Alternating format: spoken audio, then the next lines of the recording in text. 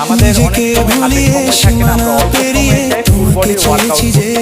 তো আমি তো আপনাদের ফুল বডির ওয়ার্কআউট প্রথমে এক মাস ব্যায়াম করবেন সব দেখিয়েছি। এবার খুব অল্প সময় যদি চান যে আমার হাতে সময় নেই, ফুল বডির ওয়ার্কআউট আমি কীভাবে করতে পারি, এই যে দুইটা আপনাদের পছন্দ অনুযায়ী ডাম্বেল নেবেন, এই যে শুরু করবেন। আগে ওয়ার্ম আপ স্ট্রেচিং করে নেবেন, করে এই যে এই করে সবার আগে লেগ দিয়ে শুরু করবেন। লেগ স্কোয়াট পজিশনে গিয়ে উঠে শোল্ডার প্রেস 1 2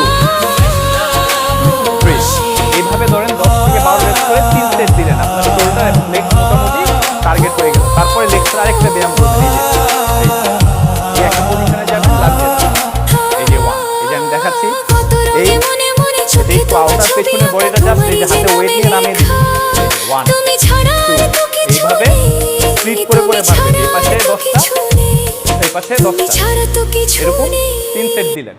গেল আমাদের লেগস গেল, একটু আপারের ব্যায়াম গেল। এবার আমরা বাইসেপস কার্ল দিব, 1 2 এটা 3 সেট শেষ করব। হ্যাঁ, 10 থেকে 12 রেপস করে 3 সেট, ওয়েট আপনাদের পছন্দ মতো। তারপর এই যে ট্রাইসেপসের একদম এই পজিশন আছে, এই গেল। তারপরে ধরেন আপনি ব্যাকের ব্যায়াম করতে পারেন একটা, হ্যাঁ, এই যে এই পজিশনে গিয়ে যে রো, ডাম্বেল রো, 1 2 3, ঠিক আছে। এভাবে 10 থেকে 12 রেপস করে 3 সেট চলে গেল।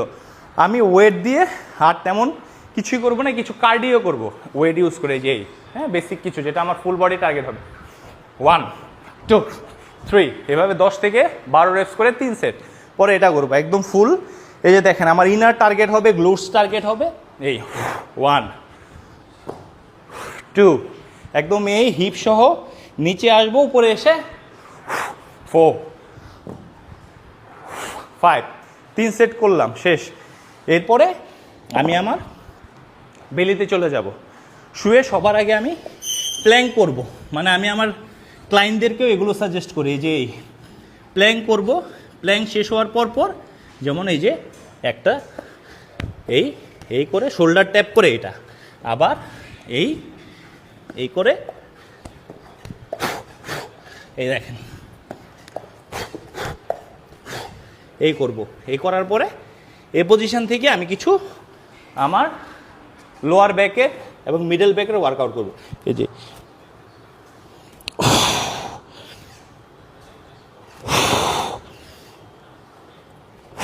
এই যে ক্যাট কাউ পজিশনে এভাবে করলাম। এটা করার পরে চলে যাবে এটা, এই প্রথম অবস্থায় যারা একদমই পারি না, এই হোল্ড করে করে আস্তে আস্তে যখন ইউজ টু হয়ে যাব, এই